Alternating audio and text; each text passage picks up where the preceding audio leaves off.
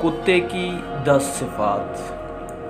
حیوان اپنے مالک کا زیادہ وفادار ہوتا ہے جبکہ انسان اپنے پروردگار کا اتنا وفادار نہیں ہوتا۔ حضرت حسن بصری رحمۃ اللہ علیہ فرمایا کرتے تھے کہ کتے کے اندر 10 صفات ایسی ہیں، اگر ان میں سے ایک صفت بھی انسان کے اندر پیدا ہو جائے تو وہ ولی اللہ بن جائے۔ فرماتے ہیں کہ کتے کے اندر قناعت ہوتی ہے، جو مل جائے اسی پر قناعت کر لیتا ہے، راضی ہو جاتا ہے۔ یہ قانعین یا صابرین کی علامت ہے۔ نمبر 2، کتا اکثر بھوکا رہتا ہے، یہ صالحین کی علامت ہے۔ نمبر 3، کوئی دوسرا کتا اس پر زور کی وجہ سے غالب آ جائے تو یہ اپنی جگہ چھوڑ کر دوسری جگہ چلا جاتا ہے، یہ راضیین کی علامت ہے۔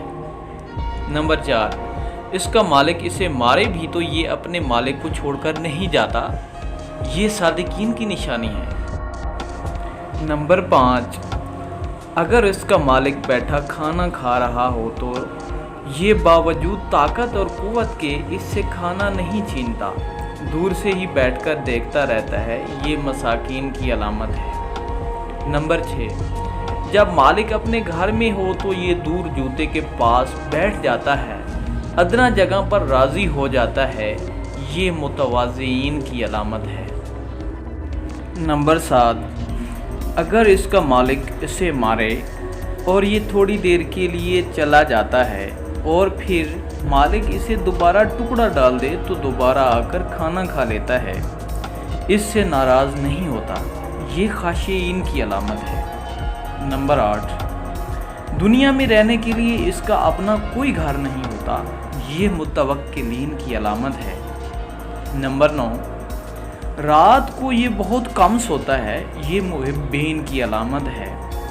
نمبر 10، جب مرتا ہے تو اس کی کوئی میراث نہیں ہوتی، یہ زاہدین کی علامت ہے۔ دوستو غور کریں کہ کیا ان صفات میں سے کوئی صفت ہم میں بھی موجود ہے؟